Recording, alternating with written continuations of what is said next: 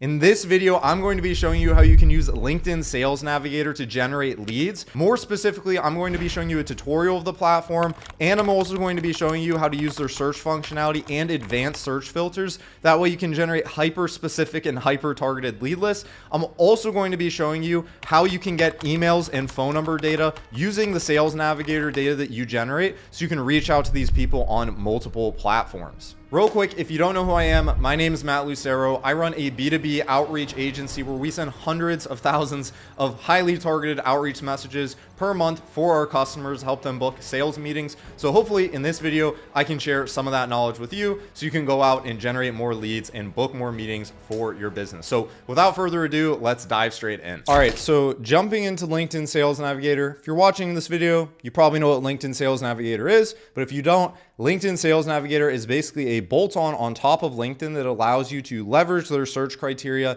in more detail so you can build more targeted lead lists and manipulate the data that they have on their platform a little bit better, more specifically for selling. If you want to sign up to it, you need to have a LinkedIn account.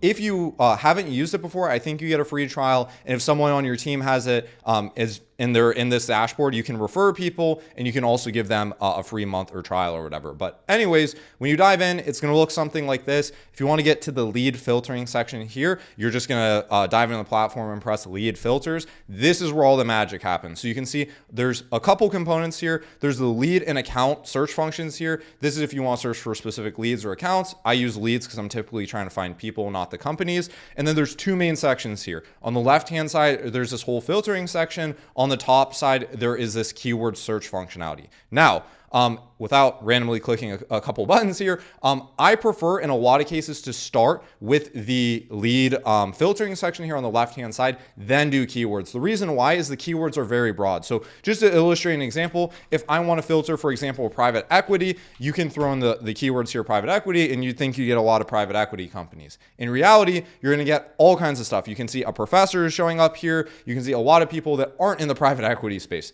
The reason why is because this keyword search function pulls any keyword that is on their profile. So for example, if they're a professor and they put in their about section that they teach about private equity, it's going to pull them in. If they if they make a post about how they taught a private equity class, it's going to pull in. So again, you're going to want to filter all the stuff out first on the left-hand side, then you can add the keywords in to get even more of a narrow search. So first, I'm going to start off on the left-hand side, show you how you can build a very targeted list. First, we're going to start off in this company section. You have current company, past company, pretty straightforward. If I want to find people that currently work at acquisition.com, I can scroll through here, type that in, and here's all the people. You can add additional filters on top, but this is the current company section. And the past company section, again, pretty straightforward if you want to find people that used to work at a company. Company headcount, this is extremely useful. This is if you want to tell by a company's size, you can plug in headcounts here. This is useful also to gauge revenue. Now, when you're in this lead section here, you don't get a revenue filter or it doesn't look like it. On the account section, you can. I'm not a big fan of using revenue anyways because LinkedIn is making a judgment or a guess on that. I like to use headcount because people typically, if they're in a white collar industry, are going to self-report their headcount pretty accurately by showing all their employees or most of them on LinkedIn. And if you have a certain amount of employees, you can make a good judgment about the revenue. So this is a very, very useful filter. Company type, if you want public companies, private companies, nonprofits, government agencies, you can use that. I don't use this filter very often. And then company headquarter locations. This can be useful if you're trying to filter for company HQ. I'm going to get to here in a second, people's location. That's better because in a lot of times, let's say a company, it has a headquarters in the US, you might pull a bunch of international leads that you didn't expect having because you did the company HQ, not the person's location. So these are the main filters here. So I just threw in 200 to 500 as an example. Role. So under this section, this function section, this is basically departments. So sales, operations, business development, IT. These can all be very useful if you want to filter by departments. In my opinion, departments is very broad. So you're going to want to layer in more stuff. So let's say we want to do sales. We can layer in something else here like seniority. We can throw in director. So anyone who's a director level and in sales, it'll include those people in here. Now, I prefer to honestly just use this current job title function because I can get super specific with the exact job titles I want to use. So we're going to use the example of the typical CEO decision maker title. So we're going to throw in CEO. We're going to throw in owner. So, like someone who owns a company, and then founder. We're also going to throw in president. These are pretty common titles. Now, what you're going to see here is you're going to get a bunch of people because we're doing every 200 employee company, 200 to 500 that has one of these titles. So there's a million people here. Now, if you want to narrow down these job titles further, you have to keep in mind that LinkedIn is using these keywords as broad search terms. So for example, if someone, like in this case, has a vice president title, in our case, we might want to reach out to just the owners or the head honchos of the company and not pull in the vice presidents. And so if you put in the keyword president, it's going to pull in anything that contains the word president or anything that contains the word owner, which can also be product owner, which is not as senior of a title as like the actual owner. So you have to keep this in mind. And so you can add negative keywords. So for example, I don't want vice president in, so I can put the word vice and I can make that, if you press enter, you can make that an exclusion by pressing this little, block button. And then you can see it reduced our search down. So now Mr. Vice President who was in here is no longer in here. So keep that in mind. Another thing to also keep in mind is the terms here. LinkedIn does a pretty good job if I put CEO that it also pulls in chief executive officer, which is like the longer version of that. You have to keep in mind that with some more niche titles, if you put like CRO for chief revenue officer, that can also mean chief risk officer. So sometimes you want to spell out the titles a little bit more. Just something to keep in mind whenever you're filtering for job titles.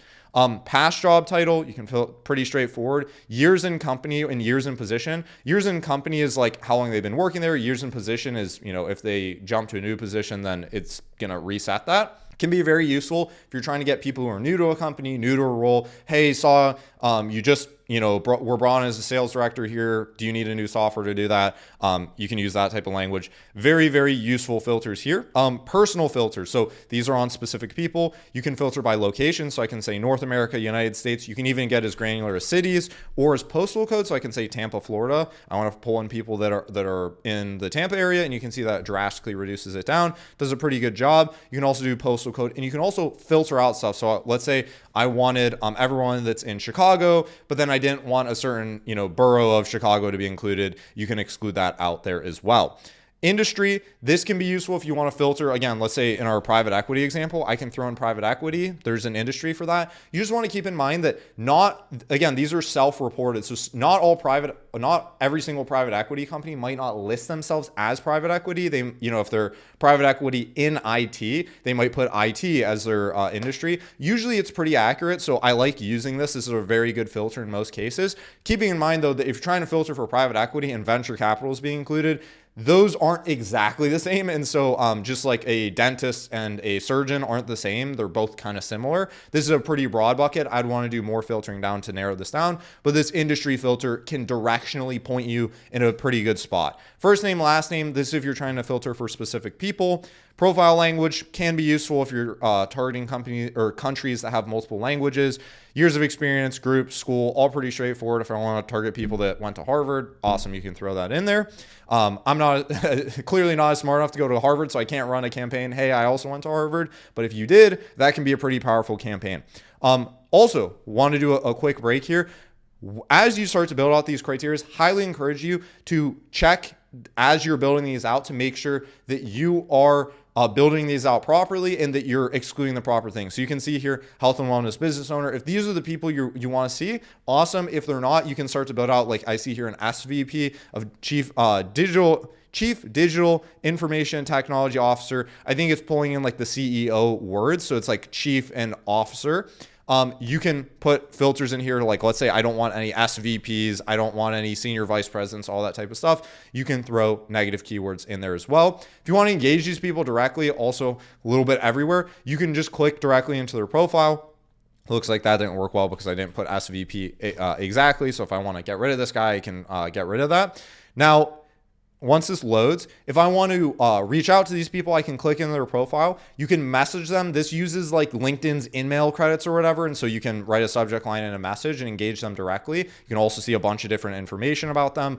I prefer to connect with people. The reason why is because when you use an InMail, it looks different than when you connect with people, which is a more organic way of engaging with people on the platform. So I'd recommend doing that if that's how you're going to engage with people. I'm also going to talk about here in a second how you can do that with email and phone number and get the data off the platform.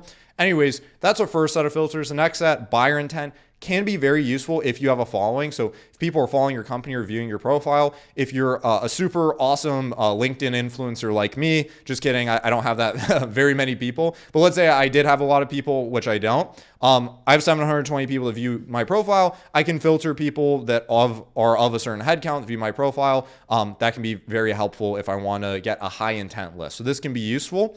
Connections, you can filter for people that are connected with you, that are connected with your connections or beyond that. These are really useful. So these recent updates, I'm skimming over some of these just to make sure I get through the meat of this. These are extremely useful to change jobs and post on LinkedIn. The reason why is because you can filter for people that are active on the platform. One of the biggest hurdles to doing LinkedIn outreach, again, this is useful if you're doing LinkedIn outreach. If you're pulling this off and trying to call these people or email these people, it doesn't matter as much. But if you're trying to engage with people on LinkedIn, having these filters selected shows that they're active on the platform. Problem with LinkedIn is that a lot of people make LinkedIn accounts, but it doesn't mean that they're checking them, right? Almost everyone checks their phone. Almost everyone checks their email. Not everyone checks their LinkedIn all the time. So by filtering for people who change jobs or post on LinkedIn means they're active. If they post on LinkedIn, that means they check the platform. If they change jobs, that means they logged into the platform to mark that they changed their jobs, which again shows that they're active. So these are really useful if you're doing LinkedIn outreach or, again, LinkedIn type engagement stuff. So this can be useful depending on your campaign type. And then there's some workflow stuff. This is more specific to the stuff that you already have saved, people in your CRM and all kinds of other stuff. I would say, again, this isn't as useful. But if you want to build out a search, that's how you use the criteria. Now, let's say in this example, I want to layer this deeper. This is where you can use keywords and you can also use Boolean searches. So inside of LinkedIn, there's advanced functionality called Boolean searches. So instead of, let's say I want people to have the keyword private equity and I want to have the keyword SaaS. So like private equity and SaaS company, or like private equity companies focused on SaaS. What I could do here, the way I'd probably attack that is I'd go into the industry section here, put private equity, and then I would put the keyword here, SaaS. So I'll put SaaS. And so SaaS isn't the only keyword that could indicate that they are interested in software companies. I'm also going to remove some of these filters to make it broader. But let's say, again, we're trying to do private equity firms that are interested in SaaS. And then, again, I can filter for decision makers. There's a bunch of keywords that are related to SaaS. So let's say, for example, SaaS, software, tool, platform. You can use all these keywords. There's functionality in here. So LinkedIn has the Boolean searches. There's terms like or and. So and basically means they need to contain both these keywords. So they need to contain SaaS and let's just say software. So they need to have two of these keywords, which might or may not be useful. This will filter it down further. So these people, all the people in this filter have either on their profile, posted about, or somewhere on their profile have said the word SaaS and software and are in the venture capital and private equity space. We can also layer this on with or filters. So let's say they need to have the keywords SaaS or, I'm going to put or software, and then you can use the parentheses, if throwback to math class to filter out this equation here in a little bit more depth. They need to have the keywords SaaS or software, or let's say tool. These are all, words that indicate that they're probably in the software space. And they need to contain the exact keyword private equity. That way, again, I know they're in the private equity space, because there's venture capital and whatnot in this. And so again, we have this narrowed down further. And so now you can see all these people here either have the words SaaS, software, or tool and contain the word private equity on their profile. And so again, we're directionally getting closer here. I'm not going to make a full video of me doing this whole guessing and checking process because this can be tedious. The goal here is that you need to build out these filters, and as you're doing it, play around. There's not an exact science to this.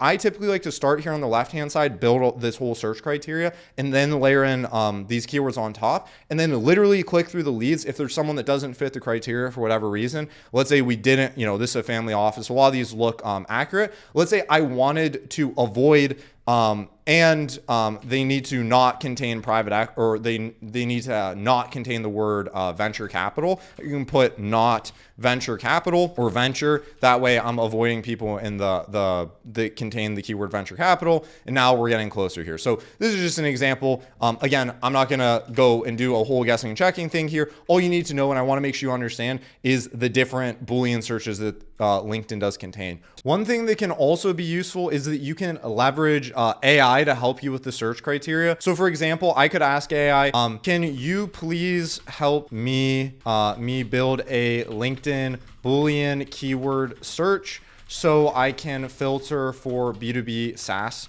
companies? Please keep the Boolean search short. You can have it do that, so it can give you some stuff that you can just throw directly into it. So you can see contains the word B2B SaaS or business to business software or enterprise software and company or business, not agency. You can see this is a pretty simple search. You can throw this inside of your search criteria and you can see how well that works. One thing you have to keep in mind, AI is not perfect at this, and so you're going to have to finick with it a little bit. So you can see not agency or freelance or consultant. I think you have to throw in the parentheses here so that it can delineate this a little bit better. But this should work pretty good or get you at least most of the way here. So this is something you can use in addition to just like building the filters out yourself. But let's assume you have this whole filter built out here. So again, I'm just going to do something really, really quick here. So let's say we want to build a marketing agency. So what I'm going to go ahead and do here is I'm going to actually use the keyword agency in the search. So it needs to have the word agency and also the word marketing. That way it's not like a staffing or a talent agency or whatever. So I also have the word marketing and the word agency, and they have to have, you know, a certain head count. And then let's say these are smaller marketing agencies, and then let's throw in a current job title. Let's say we want all the CEOs of these marketing agencies. So now let's say you have your list. If you're good to go, you can engage with these people directly here. You can also filter these people, again, down more for people who change jobs or post on LinkedIn recently. That way you get some people that are a little bit more engaged on the platform and are more likely to be relevant. And then also, if you want to engage with these people, you can do it directly through LinkedIn. Or another way to do it, if you want to grab their phone numbers or emails, is you can use any one of these tools I have above here: Find Email, Prospeo, Wizza, or Apollo. These are all lead data sources that you can throw in addition to Sales Navigator to grab more data. So let's say I want to pull these people's data. So I could go into Find Email, you can make an account, you can use this tool, and you can literally plug in this LinkedIn search criteria, and then it'll pull the people's data. Or same thing with Prospeo or Wizza. You can dump these LinkedIn Sales Navigator searches in, and it'll grab these people's emails, phone numbers, and all their type of data. Inside of Apollo, you can plug in these specific people. You're not going to be able to, you know, just do this directly, but some of these tools have Chrome extensions where you can pull this data, or you can click into someone's profile and grab their data directly. So that's how you can use it in addition to the base functionality of Sales Navigator to see more results. All right, so that's how you use LinkedIn Sales Navigator. If you want to watch more content related to B2B sales outreach, check the other videos on this channel. If you want to apply to work with our agency, you can check one of the links in the description below. Appreciate you a ton, and watch the other videos on this channel. Take care.